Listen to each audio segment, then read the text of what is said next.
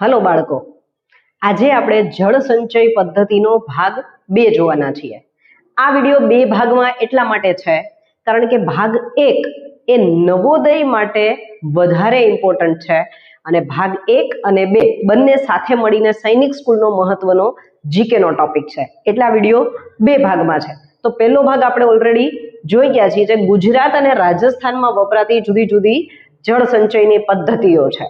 હવે એનાથી આગળ ભારતના વિવિધ રાજ્યોમાં ઘણી બધી આવી જળ સંચયની પદ્ધતિઓ છે, જે જાણીને આપણને આશ્ચર્ય થાય કે આપણા પૂર્વજોએ કેટલી સુંદર પદ્ધતિઓ વિકસાવેલી છે. તો એ પદ્ધતિઓ આપણે ક્રમ બાય ક્રમ હવે ફરી પાછી જોઈએ.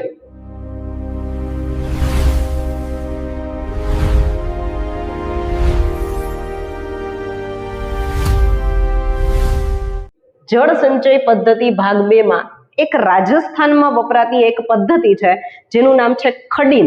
આ પદ્ધતિ કઈ રીતની છે તો એ આપણે ડાયાગ્રામ દ્વારા સમજી શકીએ કે જ્યાંથી ઢોળાવવાળી જમીન છે એમાં ઢોળાવની એકદમ ઉપરના ભાગમાંથી જ્યારે પાણી આવે તો એ નીચે તરફ આવતું હોય તો એની આડે આવી રીતની એક રચના બનાવવામાં આવે કે જેથી પાણી ત્યાં ને ત્યાં અટકી જાય અને એ અટકેલું પાણી છે એ ધીમે ધીમે જમીનમાં અંદર ઉતરે અને પછી આગળ ખેતીમાં કે કોઈ ઉપયોગમાં લઈ શકીએ. એટલે એ પદ્ધતિનું નામ છે ખડીન અથવા ખદીન.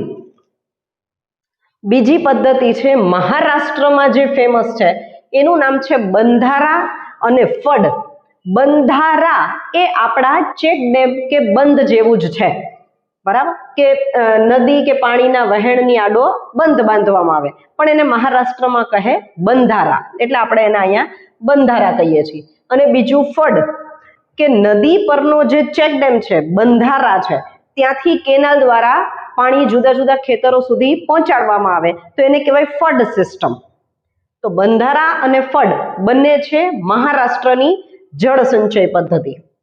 તેનાથી આગળ જોઈએ તમિલનાડુ. તમિલનાડુની જળ સંચય પદ્ધતિમાં ફેમસ નામ છે એરી.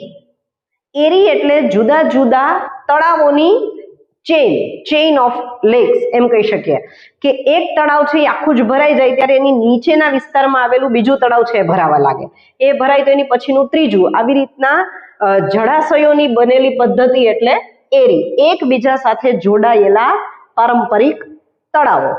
એની પછી છે કર્ણાટક અને આંધ્રપ્રદેશ. એમાં જે જળ સંચય પદ્ધતિ ફેમસ છે એનું નામ છે કેરે, પણ એ એક પ્રકારના તળાવો જ છે, થોડું મોટું તળાવ, પાણી એકઠું કરવા, વરસાદનું પાણી એકઠું કરવા માટે બનાવવામાં આવેલું થોડું મોટું તળાવ. પછી અહીંયા જે પદ્ધતિઓ છે એ થોડી આકર્ષક છે.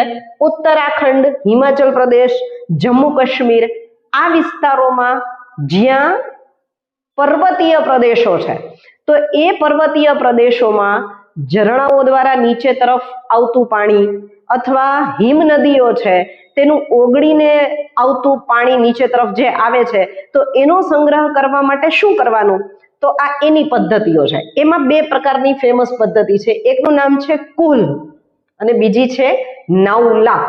કુલ આ પદ્ધતિ શું છે તો જે ગ્લેશિયર હિમ નદીમાંથી આવતું પાણી છે એ ઝરણા સ્વરૂપે નીચે તરફ વહીને આવે તો એ વહેતું વહેતું કોઈ નિશ્ચિત જગ્યામાં જ સ્ટોર થાય, આવી વ્યવસ્થા અને એક નિશ્ચિત દિશા તરફ જ વાળવામાં આવે, આવી પદ્ધતિ એટલે કુલ. અહીંયા આપણે જોઈ શકીએ છીએ. અને બીજું છે નાઉલા. આ પણ પહાડી વિસ્તારોમાં પીવાના પાણી માટે બનાવવામાં આવતા નાના પથ્થરના કુંડ જેવી રચના છે. એ કુંડ કંઈક આવી રીતના બનાવેલા હોય છે કે જો આ કાળા પથ્થરથી બનેલો કુંડ છે અને એની બહારથી પાણી લાવવા માટે આવી જુદી જુદી મુખાકૃતિઓ, સ્થાપત્ય જેવી રચના છે એ બનાવવામાં આવેલી હોય છે. તો આને કહેવાય નાઉલા. એટલે હિમાચલ પ્રદેશ, જમ્મુ કાશ્મીર, ઉત્તરાખંડ આ જગ્યાઓમાં, આવા પર્વતીય પ્રદેશોમાં જે પદ્ધતિ ફેમસ છે એ છે કુલ અને નાઉલા. તેનાથી આગળ જોઈએ કેરળ. કેરળમાં જે ફેમસ પદ્ધતિ છે એનું નામ છે સુરંગમ. હવે સુરંગ આ શબ્દ તો આપણે સાંભળ્યો જ છે. સુરંગ એટલે ગુફા જેવું બનાવેલું હોય તે ટનલ, સુરંગ. તો આપણે ત્યાં જોવામાં આવતા કૂવા કેમ વર્ટિકલ ઊભા બનાવવામાં આવે છે, તેવી જ રીતે ત્યાં આવા કૂવાઓ અથવા ગુફાઓ આડી બનાવવામાં આવે છે. એટલે પહાડોમાં અહીંયા આપણે ચિત્ર જોઈએ એટલે બરાબર સમજાશે કે આ સુરંગમ કઈ રીતે કામ કરે છે અને કઈ રીતે બનાવવામાં આવે છે. ગુફા જેવા ભૂગર્ભ બોરિંગ અથવા સુરંગો જે પહાડોના પેટાળમાંથી વહેતા શુદ્ધ પાણીને બહાર લાવવા માટે બનાવવામાં આવે છે. હવે અહીંયા આપણે સમજીએ કે આ એક હાર્ડ સખત ખડક છે અને અહીંયાથી સ્લોપથી પાણી નીચે તરફ આવે છે. તો અહીંયા નીચે તરફ એક સુરંગ બનાવેલી છે. અહીંયા બરાબર, અહીંયા એક સુરંગ બનાવેલી છે. એટલે જમીનમાં ઉતરેલું પાણી છે એ સુરંગ દ્વારા અહીંયા બહાર તરફ આવે. અહીંયા એક સ્ટોરેજ સંગ્રહ માટેનો ટાંકો બનાવેલો છે, ટેન્ક, ત્યાં એ પાણી આવે. અહીંયાની સુરંગ કઈ રીતે છે તો એ અહીંયા બતાવેલી છે. હું તમને અહીંયા બતાવું. એ સુરંગ આવી રીતે બહારની તરફ ખુલે અને ત્યાં પાણી છે ઝીલી લેવામાં આવે અને ત્યાં પણ પાણીના સ્ટોરેજ માટે એક વ્યવસ્થા કરેલી હોય. તો આ છે સુરંગમ, જે કેરળની જળ સંચય પદ્ધતિ છે. પછી તે જ પાણી સિંચાઈ માટે, પશુઓના બધાના ઉપયોગ માટે વાપરી શકાય છે. બિહારમાં વપરાતી પદ્ધતિનું નામ છે આહર પાઇન. એટલે આહર એટલે અહીંયા આપણે ચિત્ર દ્વારા સમજીએ કે આહર એટલે અહીંયા જો મોટા તળાવ જેવી રચના છે જેને કહેવાય આહર. અને એ તળાવમાં જુદી જુદી દિશાઓમાંથી વરસાદી પાણી વહીને એ તરફ આવે છે, આહર તરફ. તો જેટલી આ કેનાલ જેવી રચના દેખાય છે, અહીંયા અંદર જતી પણ છે અને બહાર જતી પણ છે. તો પાણી અંદર તરફ લાવતી અને એવી જ રીતે પાણી બહાર તરફ જતી, એ બધી કેનાલની રચના છે, એને કહેશું પાઇન.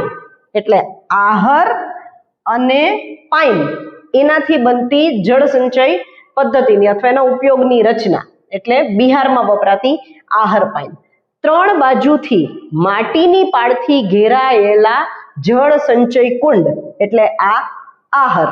અને પાઇન એટલે શું તો નદીઓમાંથી, જુદી જુદી નદીઓમાંથી આહર સુધી પાણી લાવતી કેટલીક કુદરતી અને કેટલીક કૃત્રિમ કેનાલો. બરાબર, તો આ છે આહર પાઇન. પછી નાગાલેન્ડમાં વપરાતી જળ સંચય પદ્ધતિ જેનું નામ છે ઝાબો અથવા ક્યારેક એને રૂહા પણ કહેવાય છે. ઝાબો એ શું છે તો પહાડી વિસ્તારોમાં વરસાદી પાણીને જંગલોમાં જ્યારે વરસાદ આવે તો ત્યાંથી નીચે લાવીને તળાવોમાં સંગ્રહ કરવાની અનોખી પદ્ધતિ. હવે અહીંયા બનાવેલા તળાવ છે એની રચના થોડીક જુદી અને વિશિષ્ટ છે. શું કામ વિશિષ્ટ છે તો અહીંયા જુઓ.